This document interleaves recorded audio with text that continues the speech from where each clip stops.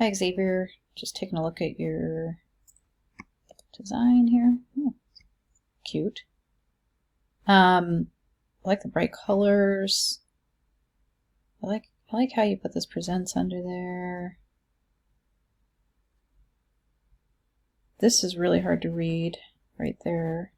Let me look at your design in InDesign. You have your links, your fonts. Let's open up the INDD. Okay, so definitely this needs to be brought up above. Let's see what I'm doing here. Okay, so we need to range, bring to front on this one. And probably change the colors on this. This is not showing up. Maybe like a white or a black. I'm not, probably, maybe black. Also, like, this probably shouldn't, let's see. Okay, so that's inside of there. We probably want to get that with the white arrow tool, that logo, and then Command X or Control X on a Windows. Click off of everything with the black arrow, and then Command V to get that in its own box. And then fill that background in with white, hopefully, and maybe even extend, let's get closer, Command plus or Control plus. Let's just extend that box a little bit on the bottom because that logo needs that. It needs the white fill in the background on the logo. Okay, so we can still put it back up in this corner, but like let's bring it where the, if we push W on our keyboard, there's that red pink line that goes all the way around. Those are the margins. Let's just line it up with that and then move this presents. Okay, W, there you go. So,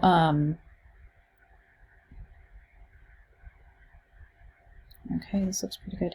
This looks like maybe this is a little bit off-putting. Maybe there's something you could put over that to hide it. Maybe like a flower or something. You could just image trace a flower, copy paste that right over from Illustrator into InDesign. InDesign even has like symbols, I think. So, I mean, in Illustrator, I mean. Let me just open this up because this is just something that, I don't know, somebody made, but we could do like a, let's see, I don't want to do that. I'm trying to get this positioned correctly here. This looks weird. Let's see.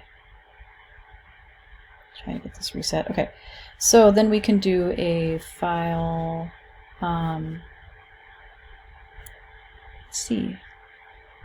Well, let's go to Windows Symbols. And there's a library here. Celebration, maybe?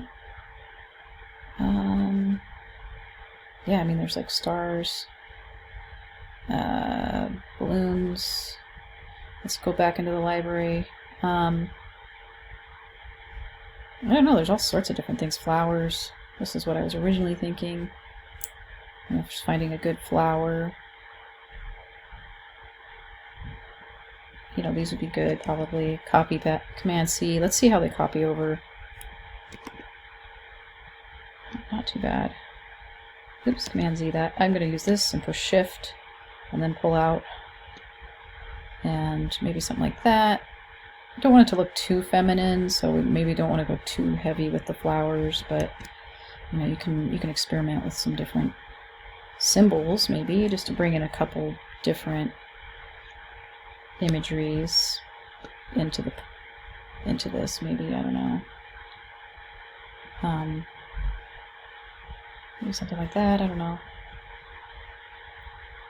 And then that covers up that spot that you don't have to worry about anymore. I don't know what kind of font this is, but I like this font, the Summerfest font that you have. I think it could be bolder. I don't know if there is a bold, but you could always put, you know, a stroke on it to make it a little bolder.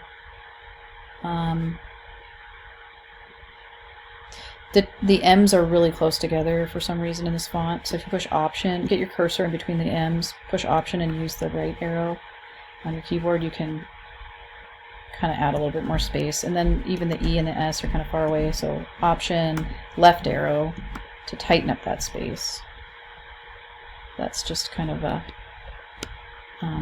Small thing, but honestly pretty helpful. We could even put a like outer glow on this too. The effects in the properties panel will help with that. Maybe normal. I don't know what color. Maybe that. Push OK. That looks pretty good.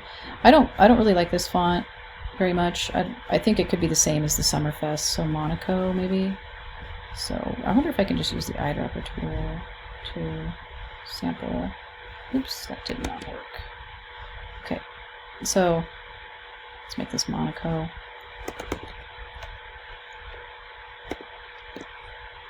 There we go.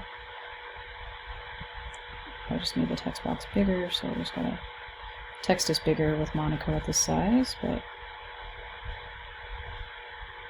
and yeah, just there we go. I use the eyedropper tool to get the same thing.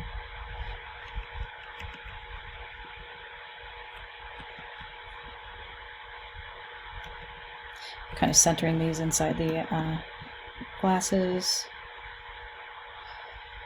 Music sensor. Let's see. This could probably be centered.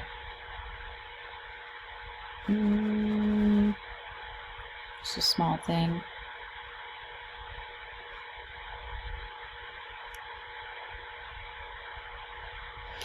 So comma, maybe a comma here, and then a space. Not you had a period, so we could do seltzers, food trucks, and more. There you go. Drinkers and non-drinkers are family friendly. This could be centered. I think you're missing some text here too. Like, yeah, there we go. There's the rest of it. Center that. Make sure it's centered on the page too. I'm pushing shift on my keyboard and right arrow. It goes a little faster. I don't know if there's stuff missing from here too, but okay. Probably don't want to make that big of a text box because it makes it hard to grab the one underneath it. Okay, so that may be more like that. Maybe a return right here. There are some areas where you can still put in sponsor logos, so it's not like they couldn't be added. So yeah, I mean, maybe a little bit more specific of an area for the sponsor logos if you want to move everything up, or size this font down maybe a little bit and move everything up a little bit so that there's more room down here for logos. That would be good, because I might end up counting off for the fact that you didn't leave like a clear spot for sponsor logos. You don't need a ton of room. I would say probably just, you know, if you made this one 2 lines and then just move this up a little bit, there'd probably be enough room for sponsor logos down here even with that. So yeah, other than that, let's look at your links. I mean, the only link you have is the EPS, which is good. If you do bring in any other kind of imagery, just make sure it's CMYK and high res.